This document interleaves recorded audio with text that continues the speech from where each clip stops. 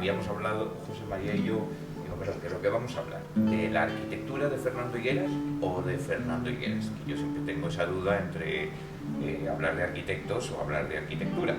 Él se posicionaba, José María, claramente en que no, que él entiende como que todo va a la vez, que el personaje tiene que ver con su obra y tal, con lo cual yo, o sea, tengo mis ciertas reservas, aunque me interese mucho el personaje, por un lado, pero me interesa más ahora, sobre todo que reivindico ahora hablar mucho más de arquitectura que de arquitectos, ¿no? Estamos un poco como que hablar de cine que de los actores o de los personajes que son los actores.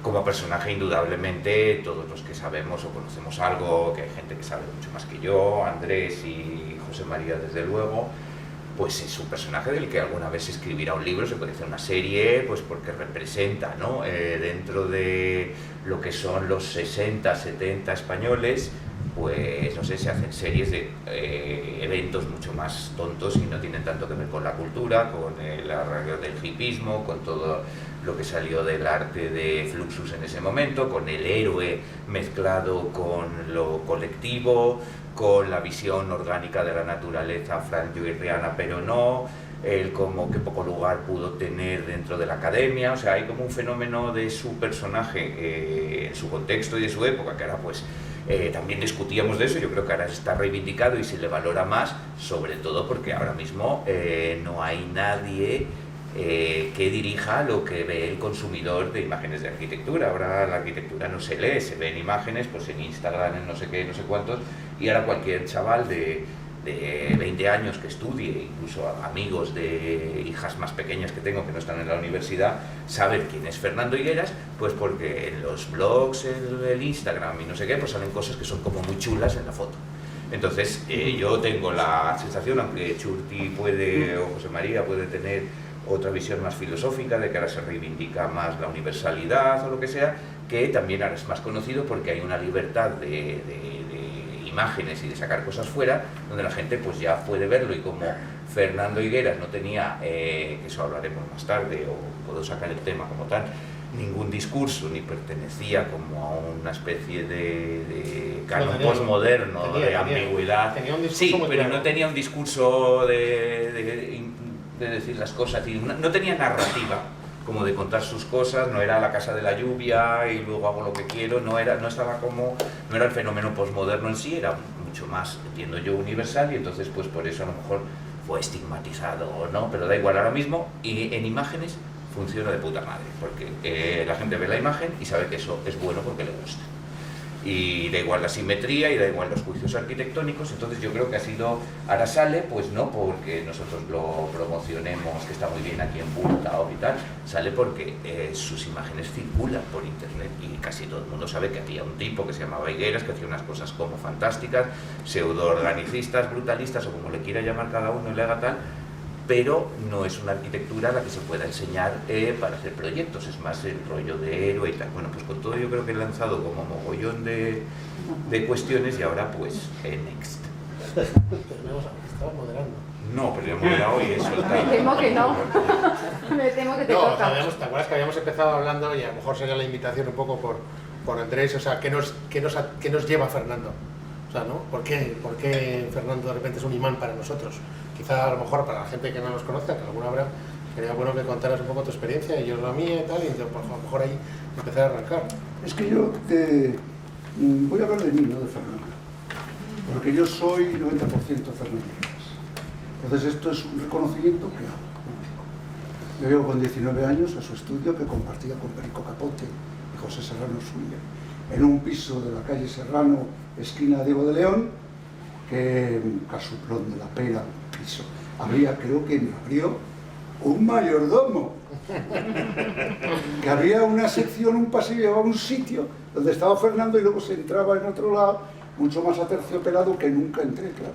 El caso es que él se había encontrado, había una cuestión fantástica entonces en el Madrid de 1958, por ahí, que es que los guitarristas aficionados a la guitarra iban a cerrar el día, como los elefantes van a beber al río Congo por la tarde. Ellos iban a los talleres de los luthiers, de los constructores de guitarras. Y uno era mi padre, que era un buen guitarrista, había llegado en la guerra civil durante el exilio. había conseguido sacarnos a base de dar lecciones, tocar la guitarra y tal. Y otro era Higueras. Entonces se conocieron.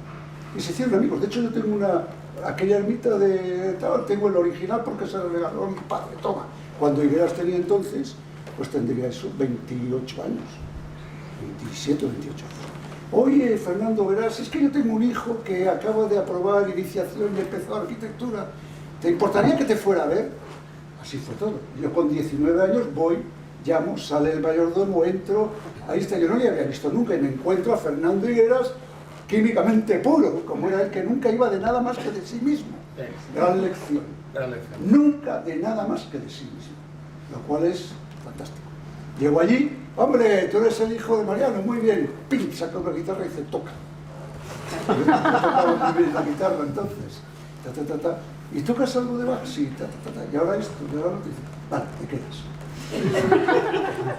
Eso fue mi primera. Bueno, y luego a partir de ahí, las 10 artistas, la residencia, esa la viví la noche, en la que se había inventado cómo hacer una ampliación de 2 por 1 metro, pegando en positivo el papel en la pared, coger el ampliador haciendo así y luego revelándole la bañera. Eso lo he vivido yo, en toda una noche, que cómo estaba aquel chico de 19 años. Estaba fascinado, no solo por la arquitectura, sino cómo podía haber personas que son así. Y me cogió mucho cariño el tío, ya debe ser porque tocaba la guitarra y por lo que fuera, me cogió cariño, se me transformó en mentor. Y la prueba de ello era que se había puesto a dieta, pero cometía ilegalidades y me llevaba con él, bueno, Andrés, ahora vamos, hay una obra de él que es muy poco conocida, preguntaría a quién sabe lo que tiene el Doctor Esquerdo, que levante la mano a alguien que sepa una obra de Fernando Higueras en Doctor Esquerdo.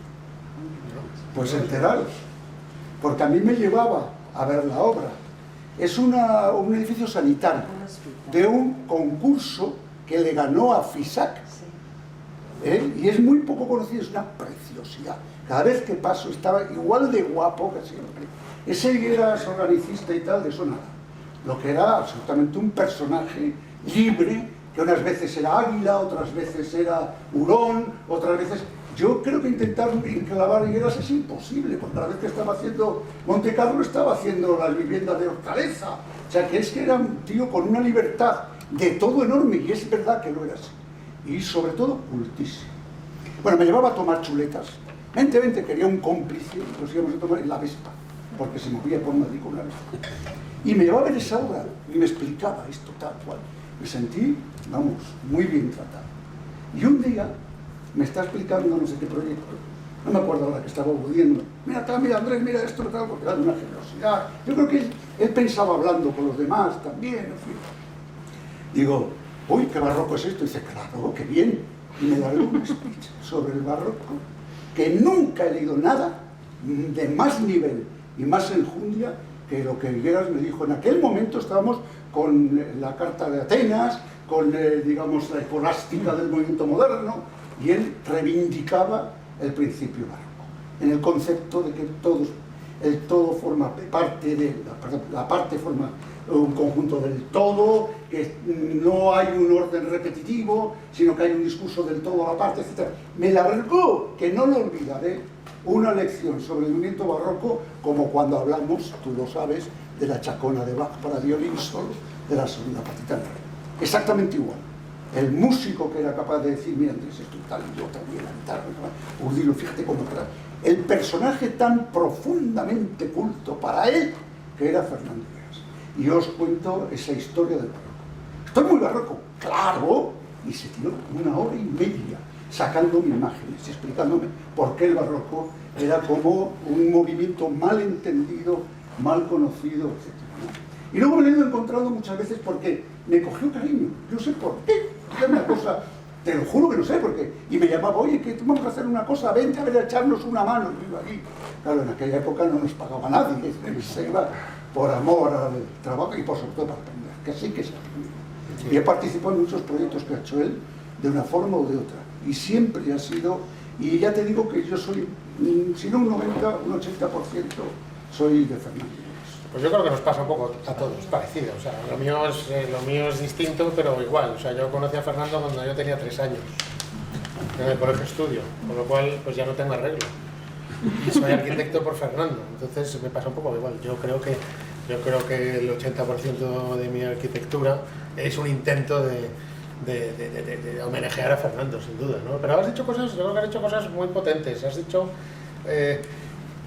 por ejemplo, esa famosa cosa, ¿no? Que Fernando siempre se negaba a hablar de una manera ostentosa, ese odio a la afectación que tenía, ¿no? Yo creo que eso es lo que le hizo siempre renunciar a hablar de su obra. Él no hablaba de su obra, él tenía su obra, la podías leer. Ese gusto porque uno experimentara su obra y negarse a hablar de ella es fantástico. Entonces eso muchas veces se confundía con una falta de discurso y se confundía con una falta de intelectualidad. Sabía más que nadie, era brutalmente culto, como dices, ¿no? O sea, pero lo que pasa es que lo enseñaba pues con una naturalidad. En eso yo creo que tiene algo, en eso tiene algo muy andaluz, ¿no? Tiene algo, su madre era andaluza, no, y su padre de Úbeda, ¿no? Sí. Y esa cosa andaluza de buscar la naturalidad de las cosas, ¿no? Que tiene un poco que ver con el toreo, ¿no? El pase natural en el toreo es el menos natural y es el más difícil, y por eso se llama natural. Pues esa búsqueda de la facilidad aparente de las cosas es una cosa portentosa de la arquitectura de Fernando, y por eso siempre se negaba, y por eso se escapó de todas las modas.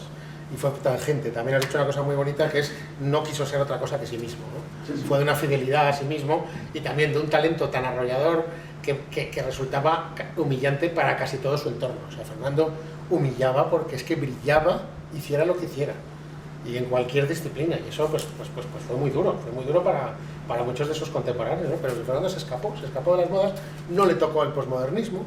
Que no le tocó, es que no le rozó. No le rozó, ¿no? Tenía una posición respecto a la arquitectura terrible, enormemente firme. Y enormemente clásica en el buen sentido. Y Fernando nunca abandonó los principios básicos y los lenguajes y los elementos básicos de la arquitectura.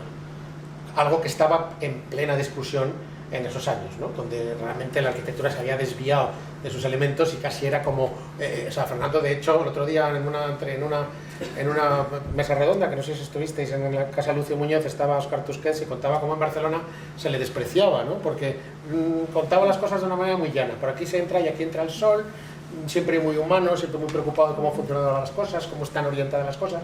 Un discurso casi de arquitectura popular y de racionalidad, que en el fondo lo que estaba es como él a su vez despreciando ese discurso intelectual. Entonces, claro, Fernando eso chocaba porque les parecía que era como muy básico, les parecía básico, torpe, simétrico, poco interesante, y sin embargo la arquitectura de Fernando yo creo que cada vez brilla con más autenticidad, o sea, es que resiste el tiempo y sigue y emerge. Óscar cuenta que solamente había dos arquitectos que defendían a Fernando Higueras en Cataluña, que Bofill, uno era Bofill y el otro era... Es que Bofill es un personaje, hemos estado hablando de Bofill como un personaje... Sí, lo hemos puesto, como una afiliación gigantesca, ¿no? Sí. O sea, y bueno, hubo arquitectos, digamos, que en ese sentido se escaparon de eso. Yo creo que así, ya por hacer una genealogía dentro del siglo XX, aunque en muy distinto orden, pero tiene mucho que ver con Coderch, tiene mucho que ver con Fisac, ¿no? Con personajes muy auténticos, personajes muy contreras, muy claros en su dirección y muy obsesionados con la arquitectura popular, con las cuestiones básicas y digamos clásicas, y por eso yo creo que Fernando es un arquitecto clásico en ese sentido. No necesita explicación porque toca los elementos de la arquitectura. Esto está bien, todo esto que estáis hablando, o sea, lo llevamos al rollo héroe, que está muy bien. Es que Andrés Perea le ha conocido de verdad, o sea, ha sido como tal, le ha dicho que es su mentor. José María también le ha conocido mucho, o sea, ha sido amigo suyo mucho tiempo. Yo solo le conocí una vez en su casa pues porque alguien estaba haciendo, bueno, no lo cuento, un catálogo. Me pidieron que eligiera un edificio de Madrid para hacer una cosa de como de, no sé, los 30, 40 años de no sé qué, y yo digo, pues mira, vamos a coger la casa esta que no y el que estaba editando el catálogo no lo sabía, eso fue hace 15 años o algo así, y bueno, entró en el asunto. Total, que yo no le he conocido, o sea, solo lo que más me acuerdo de todo fue cuando me despide fuera de su casa, estaba creo Lola también, y me dice, señor Ocaña, enhorabuena por haberme conocido vivo. Esto ya me empieza a interesar todavía más, ¿no? Entonces puedo hablar desde otro lado, porque no tengo ningún asunto sentimental con él, o sea, con la persona. No me he referido nunca, cuando he dicho antes organicista, digo que así le llaman, o así lo pueden colocar en un blog llamándole tal, pero no saben, o sea, pero por lo menos funciona por imágenes. Pongan la casa de la que está enterrada, como el concurso de Monte Carlo, como los croquis de las viviendas para artistas, como la casa de Lucio Muñoz con los voladizos, como ahora se ponen muchas fotos del colegio estudio con los balcones esos abarrotados de gente que no se caen ni de coña, que siguen teniendo la misma barandilla amarilla que nadie las quita. Insisto que gracias a las redes se le ha conocido y le ha abierto un mundo que antes o sea, era una pena que se le tuviera cerrado a tanto conocimiento y a tanta a una manera de hacer la arquitectura tan libre y sobre todo, insisto, tan universal. A mí lo que me interesa, yo creo que, dicen, a mí me preguntan ahora, a ver, ¿cuáles son los dos arquitectos que a ti más te gustan o te parecen más importantes del siglo XX? Y digo, Bofill y Higueras. También a mí me gusta valorar y luego, no, es que luego Higueras hizo no sé qué, luego es que Bofill tal. A mí ese rollo de empezar a hacer medias con las carreras de la gente no me gusta valorar a la gente por sus cimas.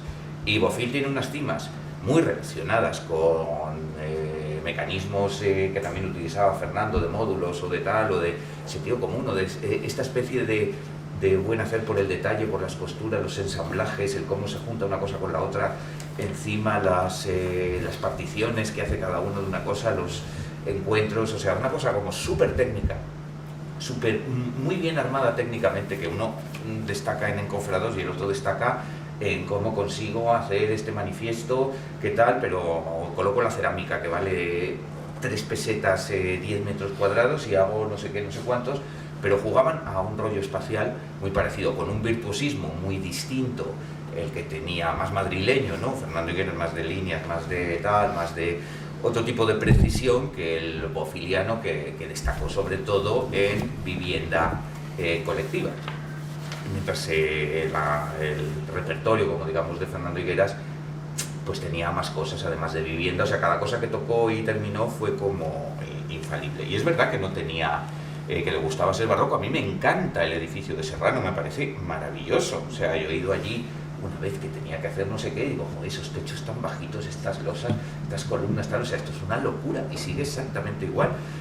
Me gusta también las bóvedas esas de ladrillo de la iglesia de tal, o sea, a mí es que me gusta como casi todo lo que ha hecho, no todo, me gusta, aprendo, me emociona y, insisto, hablaría de, o sea, abro la espita como de lo que es a mí, lo que más me interesa ahora mismo, que es la universalidad de las cosas, ¿no? O sea, la vigencia en contra de la tendencia. Y es una cosa que creo que, joder, que seguirá siendo, seguirá existiendo y funciona. A lo mejor Andrés siempre va a ser, siempre va a tener razón. Andrés la tiene y yo he aprendido de él. O sea, si estamos aquí en una escala, si Higueras fue mentor de Andrés, yo digo públicamente que Andrés ha sido mi mentor. ¿Es verdad? Bueno. No, estoy... Creo que tengo por ahí algún hijo ilegítimo también. No, yo lo digo. Es verdad, gracias a Andrés yo también conocí a Higueras y yo conocí a Higueras gracias a estos dos. O sea, a Churtichaga, cuando estábamos en la escuela, me lo descubrió porque había tal, y luego Andrés me habló de él. O sea, que yo estoy aquí de nieto. O sea, funciona. Okay. Me gustaría decir un par de cosas de Fernando que no se han dicho. Incluso pueden malinterpretarse algunos asuntos sobre el estilo y tal. Yo creo que Fernando, cada vez que empezaba un proyecto, no sabía qué proyecto iba a hacer, ni qué arquitecto iba a ser. Yo creo que era un hombre tan libre que según empezaba un proyecto tenía que construirse él. Era un ser que no tenía ningún interés de estilo ni nada. ¿Qué pasaba? Que formalmente había veces que él entendía que habría que romper, por ejemplo, el concepto de fachada. Fernando Higueras, muchísimas de sus obras, superar el concepto de fachada, fragmentando como mocárabes de la Alhambra, jugadas de este tipo, ¿no? Pero a veces negándolos con sombras. Sí, ¿no? pero como que cada proyecto, por eso es tan inesperado, y por eso era un hombre tan incomprendido y poco querido, muy poco querido y muy envidiado. Claro, poco querido por envidiado. Por ambas cosas, porque no era entendido, porque además no se explicaba, lo habéis dicho vosotros, pasaba olímpicamente de explicar nada, y de razonar nada, por eso quedó oculto el gran personaje, el fondo cultural, lo sabio que era y lo erudito que era, quedó oculto, ¿no? Cuando sacaba algún tema, pero que era en la corta distancia. Sí. Fernando era muy distinto cuando estaba Con en sus la corta amigos, distancia, con sus amigos. y yo me honré mucho de eso. Y era este ser inesperado, que no sabía lo que iba a pasar. Él no sabía qué iba a hacer, ni qué arquitecto iba a ser. Es que es así. De repente era un arquitecto súper popular, como habéis dicho, que le importaba mucho que aquella pieza fuera Hortaleza. Es un ejercicio, yo no sé cómo decirlo, de una austeridad casi no sé, socialista, ¿no? De los países socialistas, algo del mismo tío que está haciendo en ese momento. Y podía hacer 3 proyectos a la vez, siendo 3 arquitectos distintos. Y otra cosa que me importa mucho, Fernando no soportaba ni un minuto entre la ideación y la construcción. No lo soportaba. En el momento que él estaba haciendo, ahí estaba ya urdiendo cómo iba a ser aquello. Era un gran constructor. Nadie ha manejado el hormigón como este señor en este país, y yo diría que por ahí muy poco, al coste que lo hacía. Por ejemplo, era enseguida que empezaba, bueno, esto es así, la calle está aquí, tal, ya ahí empezaba a latir la materia, enseguida. Y le interesaba muchísimo construir. Por ejemplo, la iglesia que tú has citado, eso ya es que no tiene concepto, lo que importa es cómo se construye tectónicamente. Era la gran apuesta, es decir, voy a acabar con el ladrillo como he acabado con el hormigón. No le importaba eso lo digo yo. Parece que quería eso, acabar con el ladrillo como había acabado con el hormigón. Yo he construido muchísimo con hormigón. Cada vez que veo el hormigón de Fernando, yo no sé cómo se hacía. Es una cosa increíble. Y luego, multidisciplinaridad. Eso ya parece como que él no era el autor de nada, siempre te presentaba a alguien que estaba allí, que lo había hecho. Esto ha sido fulanito, pelanito, mira, te presento, que es el bueno, este es el bueno. Cuando se incorpora Miró, la generosidad de cómo acoge a Miró y cómo lo entrega, que era un tío muy majo, que era un tío fantástico, un buen arquitecto. Pero cómo le acogió Fernando, es que eso lo he vivido yo, la enorme generosidad. Le dijo, ven aquí, hermano del alma, y lo mío es tuyo. Y había, con todos mis respetos por Miró, que quiero, le admiraba mucho y trabajé con él en la escuela. Había una distancia, había una distancia.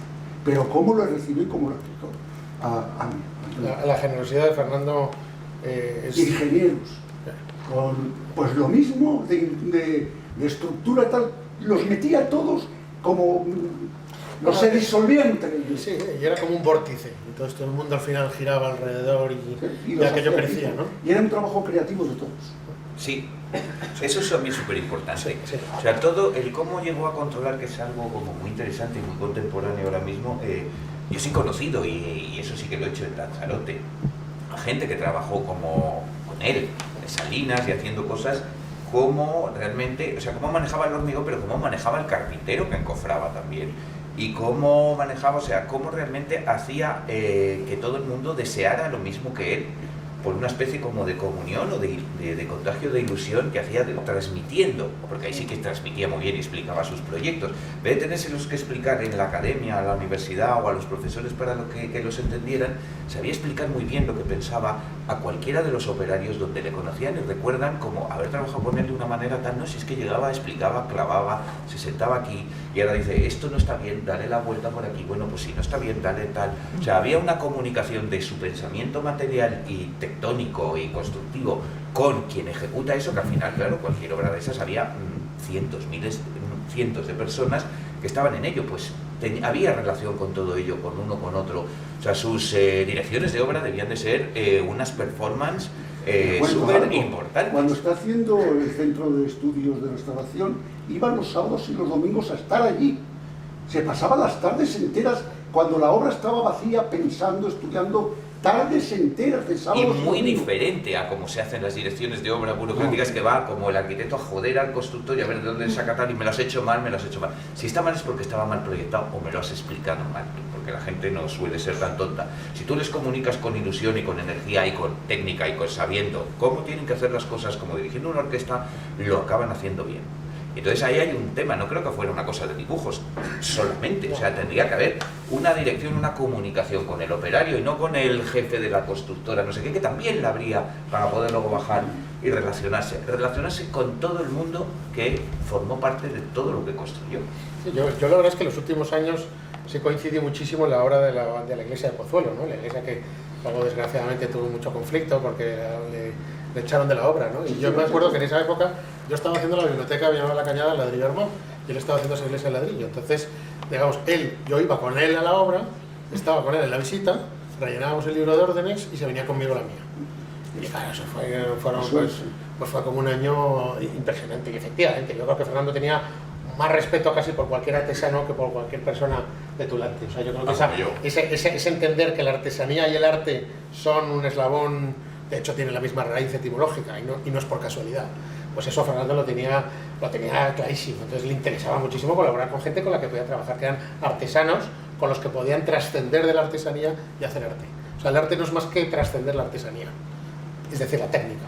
Y a lo que interesa mucho es estar rodeado de gente con técnica y ilusionada. Es que tiene la técnica, me imagino que musicalmente, eso yo no sé, podrías hablar, pero la técnica, y no había nada, o sea, al final en la arquitectura y tal, ayuda muchísimo más la técnica, como que al final tiene que ver con procedimientos, que la tecnología, que tiene que ver más con conocimientos, ¿no? O sea, no hay ninguna obra tampoco muy importante de la historia de la arquitectura que tenga más de tecnología que de técnica. No, efectivamente, ahí hay una... O sea, ya los arquitectos hay una confusión técnicamente pillamos la tecnología que ya se han encargado de utilizar. No, claro, hay una confusión eterna, se habla de tecnología, pero la tecnología es el conocimiento que está disponible. Y la técnica es el Y la técnica es lo que haces con esa tecnología.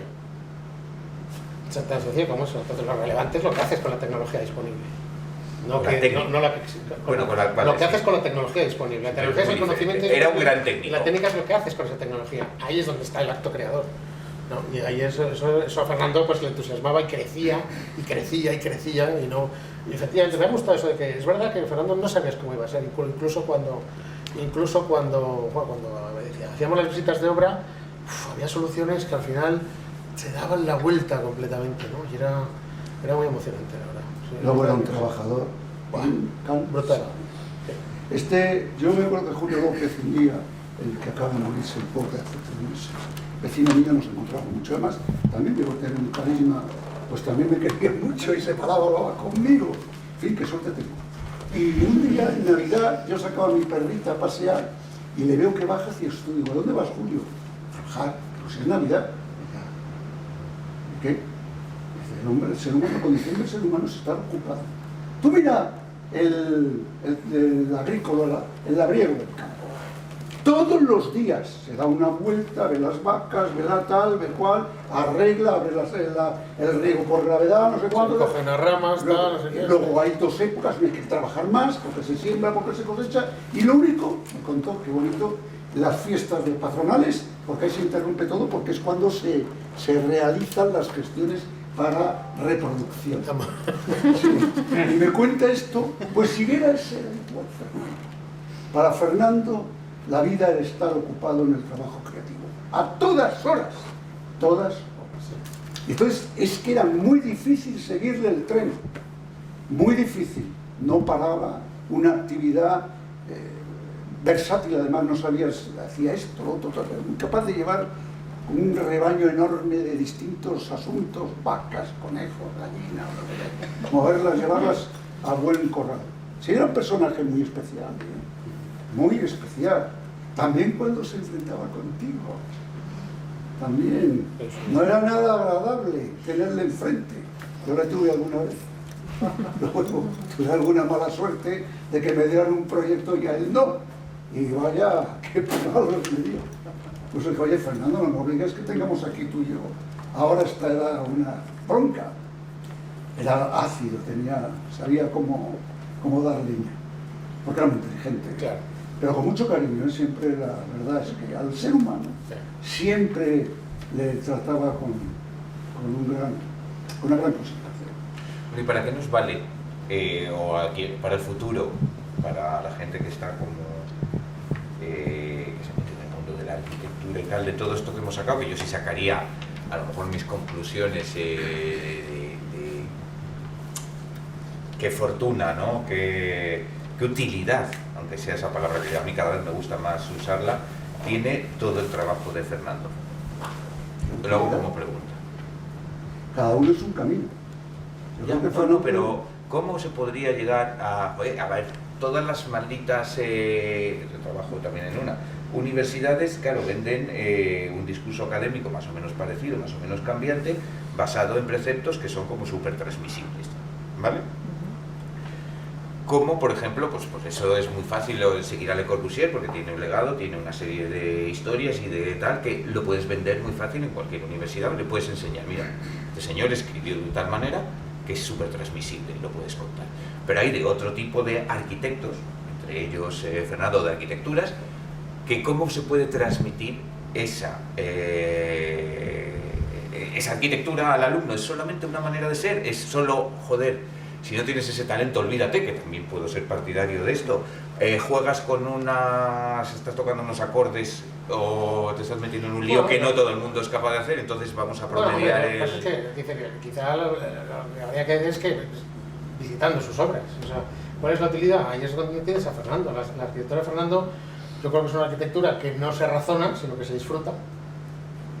Básicamente, es una arquitectura muy relacionada con el hombre y con el disfrute de la vida y con una cuestión absolutamente fenomenológica, muy directa y que yo creo que se escabulle para bien a un análisis así sesudo. Es que no, como el que escucha una pieza. Es que no busco un análisis sesudo, todo lo contrario, o sea, a ver. No te entiendo con lo de utilidad. No sé, yo he conseguido, por ejemplo, con alumnos que se estudien. Oye, ¿qué te interesa? Mira, geometría, quiero geometrías radiales y simétricas. Mira, tienes un ejemplo aquí fantástico, pero luego tal. Mira los techos, olvídate del suelo y mira el techo. Empieza a hacer nervios, empieza a tirar líneas de fuerza. Porque tiene, una de las cosas que tiene también mucha de la arquitectura de Fernando es que las líneas de fuerza se ven siempre, o sea, no hay como grasa encima, por eso no hay fachadas como con cosas, ni hay fachadas planas. Se ve también en las salinas que es una especie de rollo de modulación que sirve para que te escondas uno de otro, está todo como apiramidado, o sea, construye modularmente a veces. O sea, yo creo que hay unos invariantes, aunque sea siempre cada vez un arquitecto distinto, tiene invariantes, porque si invariantes tiene, como dijo Chueca Goitia, la arquitectura española de no sé cuántos siglos, pues también los tiene la arquitectura de Fernando Higueras, y manejaba ciertos recursos, aunque los cambiara de estilo y le valieran para hacer cualquier cosa, pues tiene, sí, oye, mira, igual que se parece a Bofill en el rollo módulos, o sea, al final tiene algunos proyectos como el de las viviendas de los militares y no sé qué, que al final es una adición de módulos escalonada, y el módulo puede ser una jardinera más esta pieza, más no sé qué, más no sé cuánto, o sea, construye modularmente y no hay una puta fachada plana. Luego, con módulos muy sencillos. O sea, y con módulos muy sencillos. Luego se ve, siempre no tiene grasa, sí, no tiene, o sea, no hay plado, no hay nada que tape nada y qué tal. Todas las líneas de fuerza se ven. Y luego disfruta cuando puede y cuando tiene espacio para hacerlo de las geometrías radiales y simétricas. Así de sencillo, con esas tres cosas. Ya dices, oye, mira, este tipo de arquitecto me interesa y sabía hacer estas cosas. Y luego hay una cosa que casi nadie cuenta de Fernando Higueras, que a mí me interesa muchísimo, es ya cómo lo que deja en la ciudad, en rollo urbano, porque hay una cosa súper bonita, que ya lo hemos hablado, que tú coges el Google Maps de Madrid y en todo el centro, la única calle curva que hay es el trozo de Santa Cruz de Marcenado que hay entre las viviendas de los militares. Esa es la única curva que hay. ¿Por qué? Porque tenía el solar pegado a un lado y prefirió colocar a ambos lados arquitectura y enlazar la calle que viene, que es, no me acuerdo cuál es, con Santa Cruz de Marcenado, y hace una S. Entonces tenemos a ambos lados. Ese trozo de Madrid cuando pasas en coche es inolvidable, porque es único. No tiene ningún, o sea, es una calle como, se tenía que llamar calle Fernando Higueras, porque a ambos lados tienes tal, y además haces así con el coche, que no es o sea, tiene un rollo, o sea que aún, esto no tiene que ver con sus invariantes, pero luego ya es como piensa y como digo, esto ya son otras cosas, pero también puedes enseñar esta anécdota, oye, las calles tal, no, ahí no puedes enseñar nada, eso ya es como de otra manera. Yo creo que no son esas las invariantes, las tiene, pero yo creo que son otras. Por ejemplo, a ver. la belleza de los estados intermedios. Fernando Higueras, por ejemplo, no quiere tapar la fuerza de la estructura. Eso lo he dicho. No, Sí, pero sí, no sí, lo he porque dicho. sea modular. No, he dicho la estructura, las líneas de fuerza y que se ven. Ya, pero no me refiero a eso, sino incluso la plástica, la forma. Tú no hay, por ejemplo, pieles. No, lo he dicho. Andrés, tío, que ya nos conocemos ya, que soy tú, Pero que tú soy estás tu diciendo hijo, que soy tu hijo, que hay ahijado, que me lo sé. que tú dices que hay como una relación con Bofill, nada que ver. No, en el rollo modular. Para mí nada. Pero Para mí en el rollo modular sí. Es que no veo esa modulación en Fernando Higueras. Yo creo que fundamentalmente busca otras cosas. Busca, sí, creo que a él le importan otras cosas. Que luego las resuelva con una geometría modular es otro tema. Pero yo creo que él busca otras cosas. Por ejemplo, que los estados intermedios de la construcción no pierdan su fuerza formal en el resultado. Los estados intermedios, uno de ellos muy bien de la estructura, pero hay más, muchos Sí, más. pero entra dentro de líneas de fuerza. Vamos a dejar Bueno, las vale, me pistas. da igual. Entra. Vale. Y la modulación es una herramienta. No sé si es lo que busca, pero es una herramienta que utiliza. Entonces estoy hablando de cosas que puedes transmitir fácilmente a alguien para que haga lo mismo o haga algo Yo parecido. creo que tenía una obsesión con la autenticidad, ¿no? Con la autenticidad, como es la arquitectura popular. La arquitectura popular podría recoger esos adjetivos que Eso sí. sabe las líneas de fuerza, es directa, es honesta, no engaña, no tapa, es inmediata, es elemental, es sencilla y es sencillamente y es complejamente sencilla. Sí, sí. Entonces, No ahí es hay- simple. no es simple, claro. Entonces, ahí, digamos, esa obsesión por la autenticidad y por esa aparente sencillez, como es un poema de Machado, a Fernando le entusiasmaba y estaba muy obsesionado porque su arquitectura encarnara esos valores. Pero tú no Pero no, puedes- efectivamente, ahí estoy un poco con Andrés, que él no modulaba por modular, él modulaba para simplificar los problemas Pero es complejos. que yo no estoy en eso, ¿No? estoy en Y el no, rollo no, de cómo Bueno, puedes te estás transmitir preocupando sus clases. cosas. Pues Sí, mira, estás- sabes, es muy difícil. Sí. Porque no tienes una teoría Sí. aplicable. Los proyectos se hacen así. ¿Veis? Fernando Higueras lo puedes leer aquí. Sí.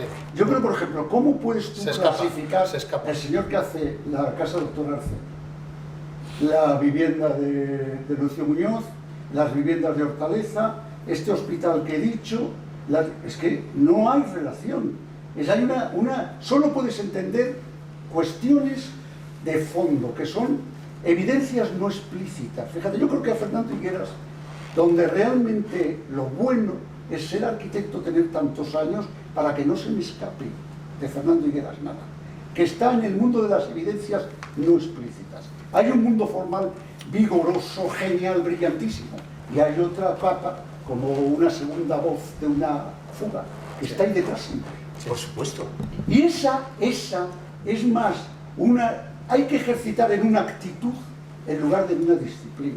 Al estudiante tendría que recapacitar que primero la arquitectura es un trabajo creativo, que es tan creativo las viviendas de Fuencarral como las viviendas, son viviendas como las de los militares, igual de creativo. No tiene por qué ser un antes y un después de la arquitectura, tiene que haber un objetivo creativo.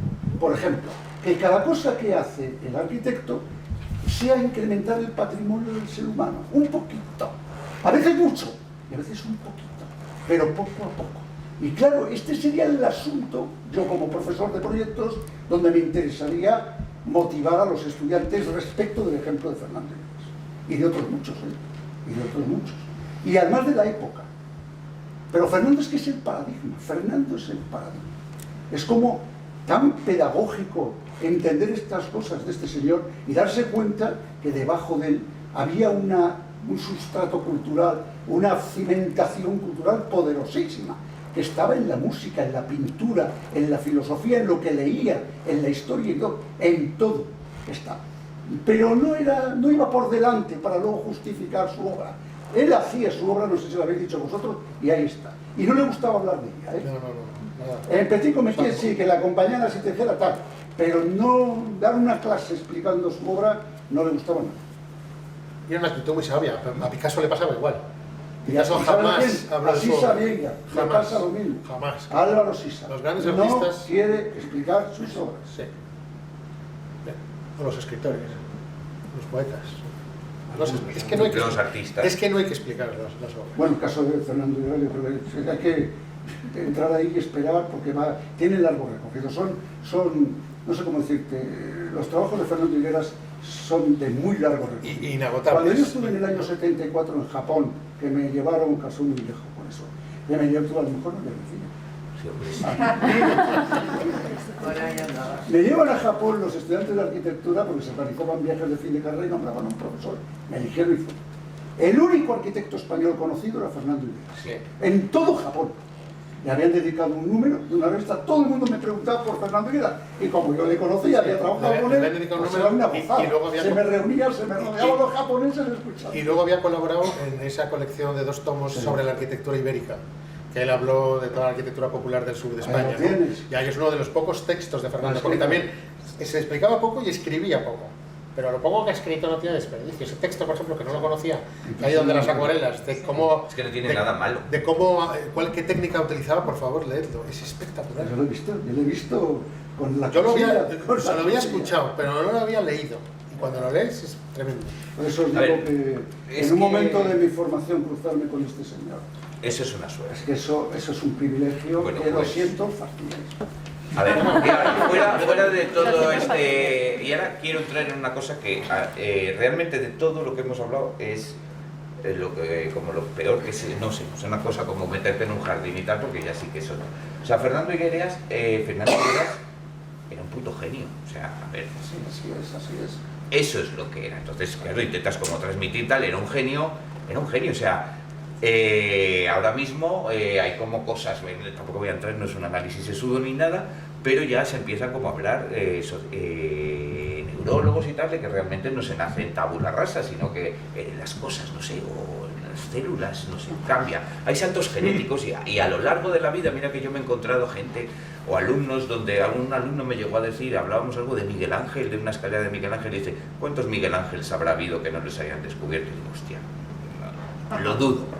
A lo mejor es muy determinista, pero en Antipor lo dudo, ¿no? ¿Cómo todavía puedes pensar así? O sea, era alguien que toca la guitarra, como me han contado, yo no sé, de música, alguien que dibuja eso, alguien que ha creado esas cosas y que tiene esos dibujos y que ha sido como ha sido y que ha tenido esa especie de personalidad tan apabullante, o sea, para mí es un héroe. O sea, a mí me gustan los héroes, yo soy muy romántico, aunque intente tal. Y Fernando Higueras para mí siempre ha sido un héroe, me interesa toda su técnica, veraneo en sus hoteles, he hecho reformas en sus casas. No quería ser sentimental y lo estás haciendo. No, pero es que yo soy el más sentimental, es que él lo guardó para el final. Absolutamente enamorado de ese personaje. A mí me hubiera gustado ser Fernando Higueras, pero no lo voy a poder ser porque no tengo ni ese talento, ni de lejos, no puedo. Pero desde luego para mí representa algo que me interesa mucho desde un punto de vista muy romántico, que es un héroe, alguien que desde su propio talento y tal ha creado cosas de las que a mí me llena y a mucha gente tal, y es verdad que a lo mejor no se puede explicar, y quien ha tenido la suerte de estar cerca puede tener más, pero a mí que yo no he estado cerca, sí. puedo, o sea, como tener ciertos Stendhal en momentos que he estado yo en el Hotel Las Salinas, debajo de esa escalera que tenía esa especie de cosido en zigzag, o esa escalera, o eso tal, y perderme por ahí, o sea, ir de vacaciones a ese hotel que me parece una obra maestra, que demuestra que se puede construir al lado del mar, que el Algarrobico es un tema de diseño arquitectónico, no que esté mal construir al lado del mar o no, y que diseñándolo bien y estando en esas terrazas y estando tal, y que además cuando pasarlo mal y que pedir, cámbienme de habitación porque esta habitación le han puesto ustedes un cristal en el peto y me aso de calor. Yo quiero las que tienen la barandilla que ventila, ¿no? Y que le ponen un cristal.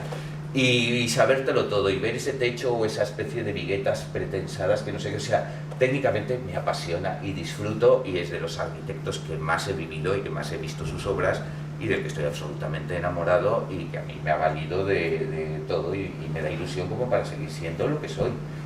Eso es lo que me interesa, pero luego tengo que también ver cómo te lo cuento a ti para que lo hagas, ¿sabes? Sí, la dimensión del genio es muy evidente y por eso yo creo que pues, es que era muy humillante su genialidad porque todo lo torcía, pero además de genio era enormemente generoso, como ya se ha dicho, Muy y eso lo engrandece, y extraordinariamente valiente. Una falta de miedo y un sentimiento de libertad y de jugarse la vida. Se ha jugado la vida y por eso ha tenido, eso Fernando, yo creo que ha tenido 7 vidas como los gatos, mientras nosotros tenemos una, si es que la tenemos. Fernando las ha Ya consumido, dos o ¿no? tres, ¿eh? No, pero no, o sea, eso es algo muy... Además, ¿en qué tiempo O sea, de tenía este un país, poderío absolutamente arrollador. ¿En qué tiempo de este país vino este personaje? Yo solo he conocido una persona que, digamos, tenía la gran suerte de conocer a dos personas que en el fondo tienen mucho que ver, a Jorge Oteiza y a Fernando Higueras, ¿no? Tuve mucho trato con Jorge Oteiza y con Fernando Higueras, pues tenían esas características de genio, de generoso y de valiente, ¿no? Absolutamente, y de libre, de ser un hombre libre, fuera, sin ataduras, ¿no? sin deudas y enormemente culto. O sea, yo creo que eso es muy importante destacarlo, porque muchas veces se confunde la arquitectura de... Yo también conocí a Sinan, que ha sido otro Stendhal, gracias a los libros que tenía esparcidos Fernando Higueras, y digo, ¿cómo no me habían enseñado esto en la escuela? Sí, es súper importante. Cuando, por ejemplo, había una reunión, una conferencia del tipo que fuera, y estaba Fernando, ahí demuestra el valor, se levantaba y decía lo que pensaba, le diera que le diera. Le daba igual. Eso en la época del Coa Mesa de los 2000 no, o por ahí. O sea, fue muy larga, la época muy larga, fue siempre. Claro, llegaba a la escuela en 1993, conferencia de no sé quién, y estaba Fernando en la esquina. Pim, pam, pum, pam, pam, pam, no paraba. Claro, Fernando, como siempre, Fernando, claro. Fernando ampollas. Con una ironía y una... Con una... Un valiente, sí, pero es que los héroes son valientes. Sí, yo creo que Fernando responde un poco, yo sé, creo que es de un sueco que dijo, procura, ¿cómo era? Corcho, que es para Fernando Clavado, defender el precio que has puesto a tu vida. Luchar por el precio que has puesto a tu vida. Y este era Fernando, un gran luchador. Él vio que tenía un talento creativo, se nota cuando empieza a dibujar, a pintar, a tal. Él dice, y a mí esto, en la arquitectura, sus primeros proyectos, dice, yo, aquí esto, soy un torre, salen las cosas así. Y entonces dice, yo tengo que luchar por esto. Y toda su vida fue un compromiso con esto. Yo lo que quiero recordar es el último día que leí. Estaba esta señora.